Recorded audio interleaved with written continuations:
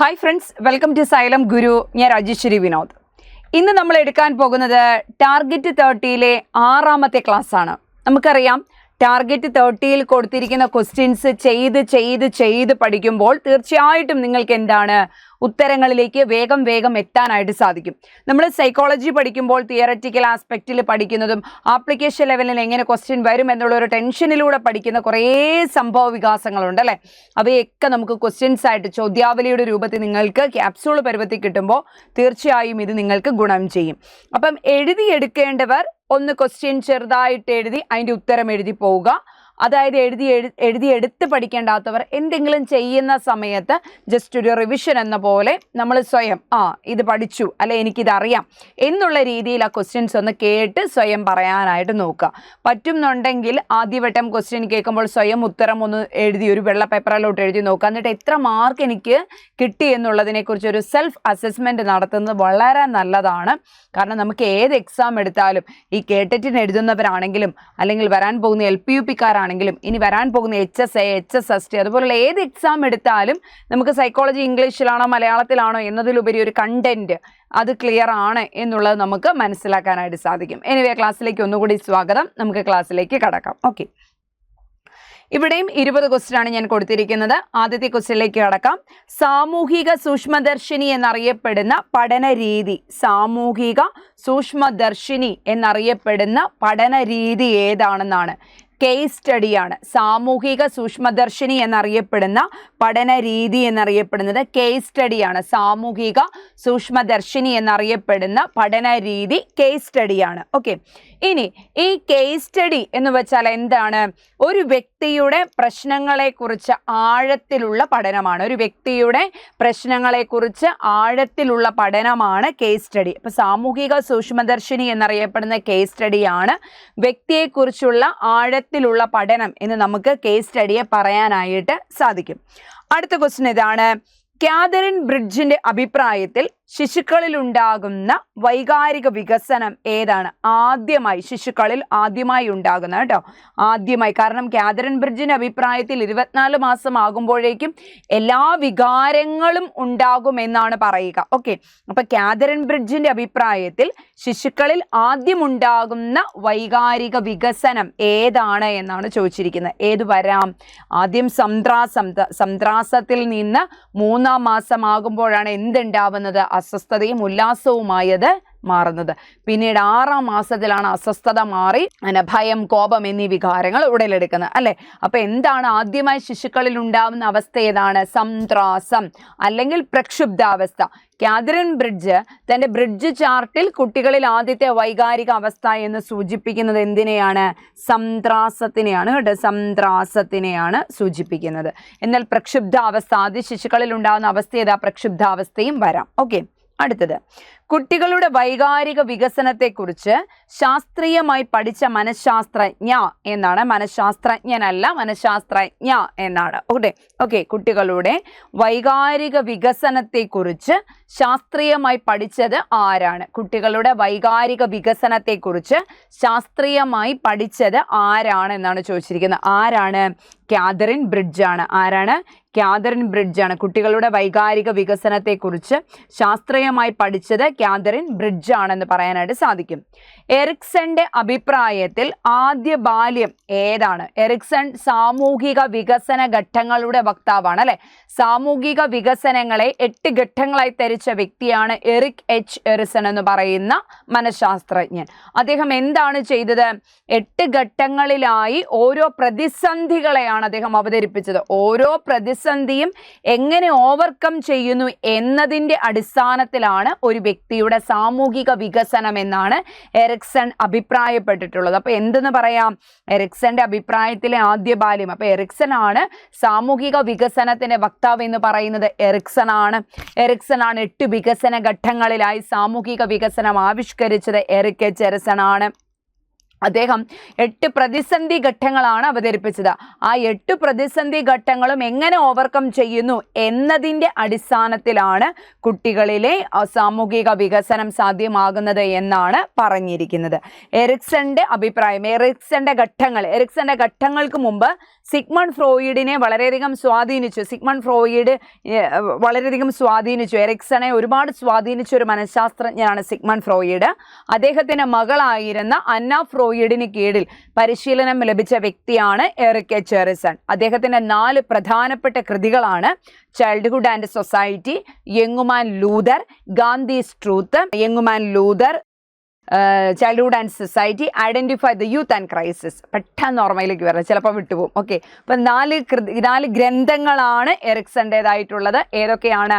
1 childhood and society, 2 Gandhi's truth, യങ്ങുമാൻ Luther, 4 identify the youth and crisis. നമ്മൾ ഈ പ്രസംഗമൊക്കെ പറയുമ്പോൾ പറഞ്ഞു വരുമ്പോൾ മറന്നുപോകും, ഇടയ്ക്കിട്ട് മറന്നുപോകും. ഈ മറന്നു പോകുന്ന അവസരത്തിൽ മുമ്പിലിരിക്കുന്ന ജഡ്ജസ്, ടീച്ചർമാർ അവർ പറയും, ആദ്യം തൊട്ട് ഒന്നുകൂടെ പറഞ്ഞു നോക്കിയേ, അപ്പം ശരിയാകുമെന്ന് പറയും. അത് പറഞ്ഞതുപോലെ ഞാനിങ്ങനെ എറിക്സന്റെ കൃതികൾ 4 ബൈഹാർട്ടഡ് ആണ്, പക്ഷേ 3 കഴിഞ്ഞപ്പോൾ ഐഡന്റിഫൈ യൂത്ത് ആൻഡ് ക്രൈസിസ് മറന്നുപോയി. അപ്പം ഞാൻ ഒന്നുകൂടെ ഗാന്ധിസ് ട്രൂത്ത് എന്ന് പറഞ്ഞു നോക്കിയതാ, കിട്ടുമോ ഇല്ലയോ എന്നുള്ള കാര്യത്തിൽ. അപ്പം മക്കളെ അത് പഠിക്കേണ്ടതാണ്.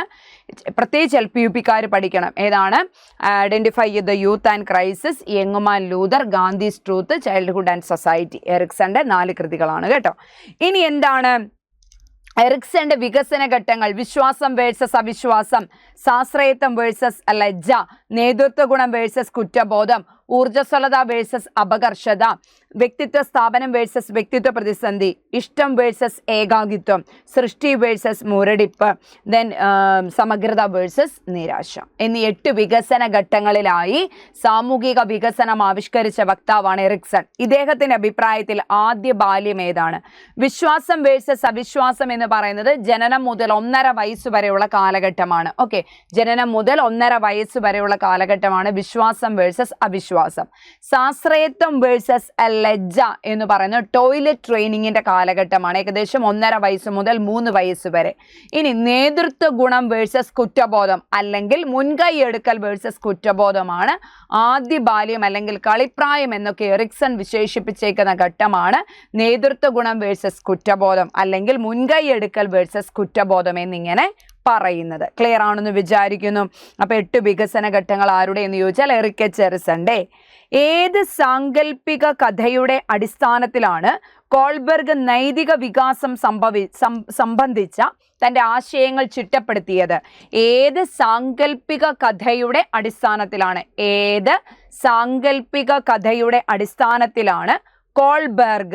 ലോറൻസ് കോൾബർഗ് തൻ്റെ പ്രശസ്തമായ ഒരു കഥയുണ്ട്.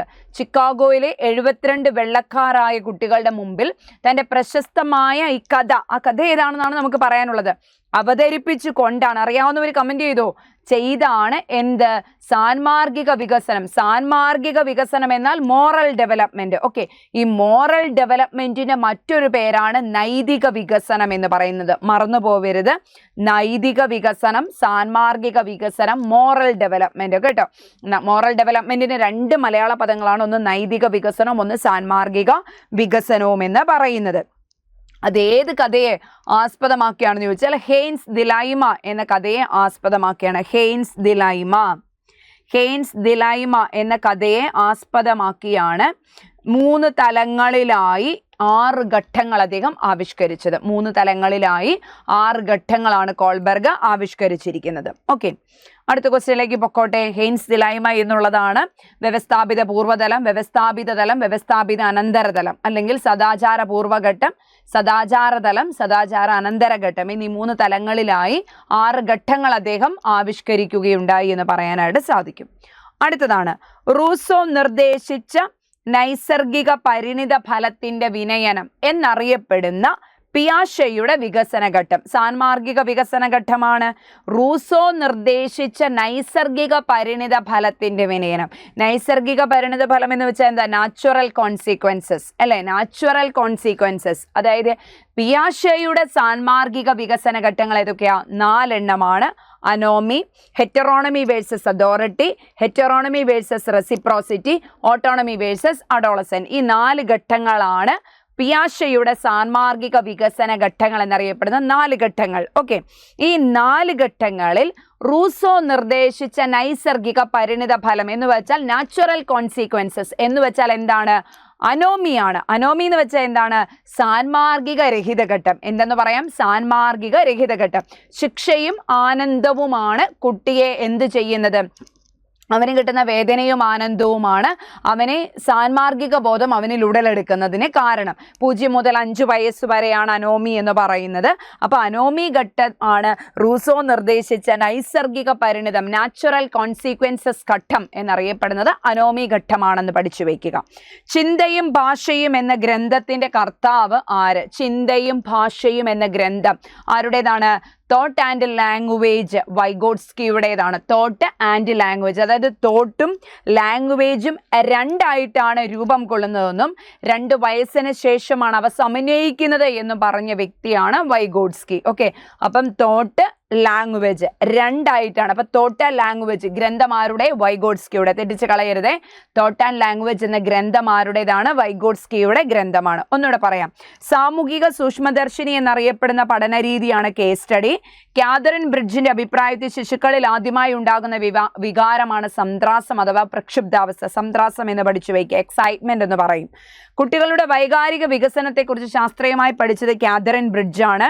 എറിക്സന്റെ അഭിപ്രായത്തിൽ ആദ്യ ബാലം മുൻകൈയെടുക്കൽ വേഴ്സസ് കുറ്റബോധം, പ്രാഥമിക വിദ്യാലയ ഘട്ടമോ ഊർജ്ജസ്വലത വേഴ്സസ് അപകർഷത. മറക്കരുത്, ഓരോ ഘട്ടത്തിന്റെയും സ്പെസിഫിക്കേഷൻ ആണ് നമ്മുടെ എക്സാമിൽ വരുന്ന. പഠിച്ചു വയ്ക്കണം കേട്ടോ. ഏത് സാങ്കല്പിക കഥയുടെ അടിസ്ഥാനത്തിലാണ് കോൾബർഗ് നൈതിക വികാസം സംബന്ധിച്ച ആശയങ്ങൾ രൂപപ്പെടുത്തിയത്? ഏത് സാങ്കല്പിക കഥയുടെ അടിസ്ഥാനത്തിലാണ് കോൾബർഗ് നൈതിക വികാസം സംബന്ധിച്ച ആശയങ്ങൾ ചിട്ടപ്പെടുത്തിയത്? ഹെയ്ൻസ് ദിലൈമ. അടുത്തത്, റൂസോ നിർദ്ദേശിച്ച നൈസർഗിക പരിണിത ഫലത്തിന്റെ വിനയനം എന്നറിയപ്പെടുന്ന പിയാഷെയുടെ ഘട്ടം. റൂസോ നിർദ്ദേശിച്ച നൈസർഗിക പരിണിത ഫലത്തിന്റെ വിനയനം എന്നറിയപ്പെടുന്ന പിയാഷെയുടെ ഘട്ടം ഏതാണ് എന്നാണ് ചോദിച്ചിരിക്കുന്നത്. ഇതാണ് ഇപ്പം നമ്മൾ പറഞ്ഞതേ ഉള്ളൂ. അനോമി ഘട്ടമാണ്. ചിന്തയും ഭാഷയും എന്ന ഗ്രന്ഥത്തിന്റെ കർത്താവ് ആരാണ്? വൈഗോട്സ്കിയാണ്. ചിന്തയും ഭാഷയും എന്ന ഗ്രന്ഥത്തിന്റെ കർത്താവ് ആരാണെന്ന് ചോദിച്ചാൽ വൈഗോട്സ്കി ആണെന്ന് പറയാം. ഓക്കെ, അടുത്തത്, മനുഷ്യന്റെ എല്ലാ പ്രവർത്തനങ്ങൾക്കും ശക്തി പകരുന്ന ഊർജം. എല്ലാ പ്രവർത്തനത്തിനും പിന്നിൽ ഇപ്പൊ എനിക്കൊരു പായസം വയ്ക്കണം, ആ പായസം വയ്ക്കണം എന്നുള്ള പ്രേരണയാണ് പായസം വയ്ക്കാൻ എന്നെ നയിക്കുന്നത്, അല്ലെ? അപ്പൊ എൻ്റെ ഇന്നിപ്പം വീട്ടിൽ ലീവ് എടുത്തിരിക്കുകയാണ്, മഴയൊന്നുമില്ല, സാധാരണ നല്ലൊരു വെയിലൊക്കെ കാണുന്നുണ്ട്. സ്വാഭാവികമായിട്ട് എൻ്റെ മനസ്സിൽ ഇന്നെന്ന തുണിയൊക്കെ എടുത്ത് അലക്കിയേക്കാം എന്ന് വിചാരിക്കുകയാണ്. അപ്പൊ തുണി അലക്കാനായി നമുക്ക് സാധാരണ മടി പിടിക്കുന്ന ദിവസങ്ങളിൽ നമ്മൾ അലക്കാറില്ല, അല്ലെ? അപ്പൊ നമ്മൾ എന്ത് ചെയ്യും? തുണി അലക്കിയേക്കാം എന്ന് നമ്മളെ തോന്നിപ്പിക്കുന്ന എന്താ? നമ്മളിലുള്ള പ്രേരണയാണ്. അപ്പൊ ഏത് പ്രവർത്തനത്തിന്റെയും പിന്നിലുള്ള, ഇപ്പൊ LP UP എക്സാം വരുന്നു, അല്ലെ കേട്ടറ്റിന്റെ എക്സാം വരുന്നു, പഠിക്കാൻ നമുക്ക് തോന്നുന്നു എന്നാ ഇപ്പൊ ഇരുന്ന് പഠിച്ചേക്കാം, ഇന്ന് സൈക്കോളജി ഇങ്ങ് തീർത്തേക്കാം എന്ന് തോന്നൽ എന്താ? പ്രേരണയുടെ ഫലമാണ്. അപ്പൊ എന്തെന്ന് പറയാം? ഒരു പ്രവർത്തനത്തിന്റെ പിന്നിലുള്ള ഊർജത്തിനെ അതിന്റെ പ്രേരണ എന്ന് പറയാം. അപ്പൊ മനുഷ്യന്റെ എല്ലാ പ്രവർത്തനങ്ങൾക്കും ശക്തി പകരുന്ന ഊർജമാണ് അവനിലെ അഭിപ്രേരണ എന്ന് പറയാം. മനുഷ്യന്റെ എല്ലാ പ്രവർത്തനങ്ങൾക്കും ശക്തി പകരുന്ന ഊർജമാണ് അഭിപ്രേരണ. വ്യക്തിത്വ രൂപീകരണത്തിന്റെ 2 പ്രധാന ഘടകങ്ങൾ. അഭിപ്രേരണ ഓർത്തു വയ്ക്കണേ. 2 തരം അഭിപ്രേരണയുണ്ട്, ആന്തരികവും ബാഹ്യവും ഒക്കെ ഉണ്ട് കേട്ടോ. ഓക്കെ, ഇനി വ്യക്തിത്വ രൂപീകരണത്തിന്റെ, ഒരു വ്യക്തിയുടെ വ്യക്തിത്വം എന്ന് പറയുന്നത് എന്തിന്റെ അടിസ്ഥാനത്തിലുള്ളതാ? അയാളുടെ പാരമ്പര്യവും അയാളുടെ പരിസ്ഥിതിയും. PP, അയാളുടെ പാരമ്പര്യം, അയാളുടെ പരിസ്ഥിതി. ഓക്കെ, ഹെറിഡിറ്റിയും എൻവയോൺമെന്റും ചേർന്നതാണ് അയാളുടെ വ്യക്തിത്വം. സോ വ്യക്തിത്വം എന്ന് പറയുന്നത് ഹെറിഡിറ്റിയും എൻവയോൺമെന്റും ആണെന്ന് പറയാം, അല്ലെ? വ്യക്തിത്വം എന്ന് പറയുന്നത് വ്യക്തിത്വ രൂപീകരണത്തിന്റെ 2 പ്രധാന ഘടകങ്ങളാണ് പാരമ്പര്യവും പരിസ്ഥിതിയും. സോ വ്യക്തിത്വം എന്ന് പറയുന്നത് H×E എന്ന് നമുക്ക് വിശേഷിപ്പിക്കാനായിട്ട് സാധിക്കും. ഏറ്റവും അധികം അംഗീകാരം ലഭിച്ച പാരമ്പര്യ നിയമം ഏതാണ്? ഏറ്റവും അധികം അംഗീകാരം ലഭിച്ച പാരമ്പര്യ നിയമം. ഓക്കെ, ഗ്രിഗർ മെന്റൽ ആണ് പാരമ്പര്യത്തിന്റെ പിതാവ് എന്നറിയപ്പെടുന്നത്. അദ്ദേഹം എന്ത് ചെയ്യുകയാണ്? 3 തരത്തിലുള്ള പാരമ്പര്യ നിയമങ്ങൾ ആവിഷ്കരിക്കുകയാണ്. അതിൽ ഒന്നാമത്തേതാണ് സമാനമായവ സമാനമായവയെ ജനിപ്പിക്കുന്നു. 2ാമത്തേതാണ് വിചലന നിയമം. 3ാമത്തേതാണ് പ്രത്യാവർത്തന നിയമം. അപ്പൊ ഈ പ്രത്യാവർത്തന നിയമമാണ് ലോ ഓഫ് റിഗ്രഷൻ അഥവാ പ്രത്യാവർത്തന നിയമം. പാരമ്പര്യ നിയമങ്ങളിൽ ഗ്രിഗർ മെന്റലിന്റെ പ്രത്യാവർത്തന നിയമമാണ് ഏറ്റവും അധികം അംഗീകാരം ലഭിച്ച പാരമ്പര്യ നിയമം എന്ന് പറയുന്നത്. ഓക്കെ, ഗ്രിഗർ മെന്റലിന്റെ പ്രത്യാവർത്തന നിയമം അഥവാ ലോ ഓഫ് റിഗ്രഷൻ ആണ് ഏറ്റവും അധികം അംഗീകാരം ലഭിച്ച പാരമ്പര്യ നിയമം എന്ന് പറയുന്നത്. അടുത്തത് സവിശേഷക മനഃശാസ്ത്രജ്ഞൻ വ്യക്തിത്വ സവിശേഷക സമീപനത്തിന്റെ വക്താവ് തന്നെയാണ് സവിശേഷക മനഃശാസ്ത്രജ്ഞൻ എന്ന പേരിലും അറിയപ്പെടുന്നത്. ആരാണ് സവിശേഷക മനഃശാസ്ത്രജ്ഞൻ എന്ന് അറിയപ്പെടുന്നത്? ആരാണ്? ആൽപോർട്ടാണ്. GW ആൽപോർട്ട് ആണ് സവിശേഷക മനഃശാസ്ത്രജ്ഞൻ എന്നറിയപ്പെടുന്നത്. GW ആൽപോർട്ടാണ്. ഓക്കെ, സെറ്റ് അല്ലേ കുഞ്ഞുങ്ങളെ? ഏറ്റവും അധികം അംഗീകാരം ലഭിച്ച പാരമ്പര്യ നിയമമാണ് പ്രത്യാവർത്തന നിയമം അഥവാ ലോ ഓഫ് റിഗ്രഷൻ. വ്യക്തിത്വ രൂപീകരണത്തിന് 2 പ്രധാന ഘടകങ്ങളാണ് പാരമ്പര്യവും പരിസ്ഥിതിയും. മനുഷ്യന്റെ എല്ലാ പ്രവർത്തനങ്ങൾക്കും ശക്തി പകരുന്ന ഊർജമാണ് അഭിപ്രേരണ എന്ന് പറയുന്നത്. സവിശേഷക മനഃശാസ്ത്രജ്ഞൻ എന്നറിയപ്പെടുന്നത് ആൽപോർട്ടാണ്. ഇനി 30 ചോദ്യങ്ങൾ ഉൾപ്പെട്ട ബുദ്ധിശോധകം 30 ചോദ്യങ്ങൾ ഉൾപ്പെട്ട ബുദ്ധിശോധകമാണ് ബിനെ സൈമൺ ശോധകം എന്നറിയപ്പെടുന്നത്. 30 ചോദ്യങ്ങൾ ഉൾപ്പെട്ട ശോധകം, അതായത് ആൽഫ്രഡ് ബിനെറ്റ് തൻ്റെ കൂട്ടുകാരനായ തിയോഡർ സൈമണുമായി ചേർന്നാണ് ബുദ്ധിശോധകങ്ങളെ കുറിച്ചുള്ള പഠനം നടത്തിയത്. അപ്പോൾ അവർ 30 ചോദ്യങ്ങൾ ഉൾപ്പെട്ട ഒരു ബുദ്ധിശോധകം റെഡിയാക്കി. ബിനെ സൈമൺ ശോധകം എന്നാണ് അതിൻ്റെ പേര് അറിയപ്പെടുന്നത്. എന്നാൽ സ്റ്റാൻഫോർഡ് ബിനെ ശോധകം ആവിഷ്കരിച്ചത് ആരാണ്? സ്റ്റാൻഫോർഡ് ബിനെ ശോധകം ആവിഷ്കരിച്ചത് ആരാണെന്ന് ചോദിച്ചാൽ ടെർമാൻ ആണെന്ന് പറയാം. സ്റ്റാൻഫോർഡ് ബിനെ ശോധകം ആവിഷ്കരിച്ചിരിക്കുന്നത് ആരാണ് എന്ന് ചോദിച്ചാൽ ടെർമാൻ ആണെന്ന് പറയാം. സ്റ്റാൻഫോർഡ് ബിനെ ശോധകം ആവിഷ്കരിച്ചത് ടെർമാൻ ആണ്. ഇനി ബുദ്ധിമാപനം എന്ന ആശയം ആരുടേതാണ്? ബുദ്ധിമാപനം, ഇന്റലിജൻസ് കോഷ്യന്റ് എന്ന ആശയം ആവിഷ്കരിച്ചത് ആരാണ്? ബുദ്ധിമാപനം എന്ന ആശയം ആവിഷ്കരിച്ചത് ആരാണെന്ന് ചോദിച്ചാൽ വില്യം സ്റ്റേൺ ആണെന്ന് പറയാം. William Stern. ബുദ്ധിമാപനം എന്ന ആശയം ആരുടേതാണ്? വില്യം സ്റ്റേണിൻ്റെതാണ്. ഓക്കെ, അപ്പോൾ ബുദ്ധിശക്തി അളക്കാനായി ഒരു ഇക്വേഷന് രൂപം നൽകിയത് ആരാണ്? വില്യം സ്റ്റേൺ ആണ്. ബുദ്ധിശക്തി അളക്കാനായി ഒരു ഇക്വേഷന് രൂപം നൽകിയത് വില്യം സ്റ്റേൺ ആണ്. എന്താണ് equation? IQ = MA / CA × 100. IQ = MA / CA × 100 എന്ന് പറയാനായിട്ട് സാധിക്കും. ഓക്കെ, അപ്പോൾ മനുഷ്യന്റെ എല്ലാ പ്രവർത്തനങ്ങൾക്കും ശക്തി പകരുന്ന ഊർജമാണ് അഭിപ്രേരണ. വ്യക്തിത്വ രൂപീകരണത്തിന്റെ 2 പ്രധാന ഘടകങ്ങളാണ് പാരമ്പര്യവും പരിസ്ഥിതിയും. ഏറ്റവും അധികം അംഗീകാരം ലഭിച്ച പാരമ്പര്യ നിയമമാണ് പ്രത്യാവർത്തന നിയമം. സവിശേഷക മനഃശാസ്ത്രജ്ഞൻ എന്നറിയപ്പെടുന്ന GW ആൽപോർട്ടാണ്. 30 ചോദ്യങ്ങൾ ഉൾപ്പെട്ട ബുദ്ധിശോധകം ബിനെ സൈമൺ ശോധകം എന്നറിയപ്പെടുന്നു. സ്റ്റാൻഫോർഡ് ബിനെ ശോധകം ആവിഷ്കരിച്ചത് ടെർമാനാണ്. ബുദ്ധിമാപനം എന്ന ആശയം ആവിഷ്കരിച്ചത് വില്യം സ്റ്റേൺ ആണ്. ക്ലിയർ അല്ലേ കുഞ്ഞുങ്ങളെ? ഇനി അടുത്തതിലേക്ക് പോകാം. സാമൂഹിക ജീവിതത്തിലും പഠനത്തിലും വൈകാരിക ബുദ്ധിയുടെ പ്രാധാന്യം വ്യക്തമാക്കിയത് ആര്? സാമൂഹിക ജീവിതത്തിലും പഠനത്തിലും വൈകാരിക ബുദ്ധിയുടെ പ്രാധാന്യം വ്യക്തമാക്കിയത് ആരാണ്? ആരായിരിക്കാം വൈകാരിക ബുദ്ധിയുടെ പ്രാധാന്യം? വൈകാരിക വികസനം നമ്മൾ കണ്ടു, കാതറിൻ ബ്രിഡ്ജ്. വൈകാരിക ബുദ്ധിയുടെ പ്രാധാന്യം സാമൂഹിക ജീവിതത്തിലും പഠനത്തിലും വ്യക്തമാക്കിയത് ആരാണ്? ഡാനിയേൽ ഗോൾമാൻ ആണ്. ആരാണ് കുഞ്ഞുങ്ങളെ? ഡാനിയേൽ ഗോൾമാൻ ആണ് പഠനത്തിലും സാമൂഹിക ജീവിതത്തിലും വൈകാരിക ബുദ്ധിയുടെ സവിശേഷത വ്യക്തമാക്കിയ മനഃശാസ്ത്രജ്ഞനാണ് ഡാനിയേൽ ഗോൾമാൻ എന്ന് പറയുന്നത്. അടുത്തത് ഭാഷയുമായി ബന്ധപ്പെട്ട വൈകല്യം. ഭാഷാ വൈകല്യം എന്നും വായനാ വൈകല്യം എന്നും അറിയപ്പെടുന്നത് ഏതാണ്? ഭാഷയുമായി ബന്ധപ്പെട്ട വൈകല്യം ഭാഷാ ശ്രവണ വൈകല്യമാണ്. ഭാഷ ശ്രവിക്കാനുള്ള വൈകല്യമാണ് അഫാസിയ. എന്നാൽ ഭാഷാ വൈകല്യം, അക്ഷരങ്ങൾ മാറിപ്പോവുക, കൂട്ടി വായിക്കാൻ കഴിയാതെ വരിക, ഇതുപോലുള്ള വൈകല്യങ്ങളെ ഡിസ്ലെക്സിയ എന്നറിയപ്പെടുന്നു. ഭാഷാ വൈകല്യം എന്നും വായനാ വൈകല്യം എന്നും അറിയപ്പെടുന്നത് ഡിസ്ലെക്സിയയാണ് എന്ന് പറയാനായിട്ട് സാധിക്കും. ക്ലിയർ അല്ലേ കുഞ്ഞുങ്ങളെ? ADHDയുടെ പൂർണ്ണ രൂപം എന്താണ്? Attention deficit hyperactivity disorder. Attention deficit hyperactivity disorder എന്നാണ്. ഇതൊരു പഠന വൈകല്യമല്ല. ADHD ഒരു പഠന വൈകല്യമല്ല. ADHDയുടെ മലയാള പദം ശ്രദ്ധാ വൈകല്യം എന്നാണ് അറിയപ്പെടുന്നത്. ADHD ഒരു പഠന വൈകല്യമല്ല. Attention deficit hyperactivity disorder എന്നാണ് അറിയപ്പെടുന്നത്. അടുത്തത് പ്രത്യേക പരിഗണന ആവശ്യമുള്ള കുട്ടികൾ വിദ്യാഭ്യാസം നേടേണ്ടത് പ്രത്യേക പരിഗണന ആവശ്യമുള്ള കുട്ടികൾക്ക് കൊടുക്കുന്ന മുഖ്യധാരാ വിദ്യാഭ്യാസം അതെങ്ങനെയാ? സങ്കലിത വിദ്യാഭ്യാസത്തിലൂടെ. തനിക്ക് അടുത്ത സ്കൂളിൽ എന്താണ് പ്രവേശനം നേടാനുള്ള അനുമതി ഇവർക്കുണ്ട്. ഓക്കെ, ആ വിദ്യാഭ്യാസ രീതിയാണ് സങ്കലിത വിദ്യാഭ്യാസം. സങ്കലിത വിദ്യാഭ്യാസത്തിലൂടെ പ്രത്യേക ഭിന്നശേഷിക്കാരെ മുഖ്യധാരയിലേക്ക് എത്തിക്കാനുള്ള വിദ്യാഭ്യാസ രീതിയാണ് സങ്കലിത വിദ്യാഭ്യാസം. 1990കളിലാണ് സങ്കലിത വിദ്യാഭ്യാസം എന്ന ആശയം ഉടലെടുക്കുന്നത്. 1990കളിലാണ് എന്ന് പറയാനായിട്ട് സാധിക്കും.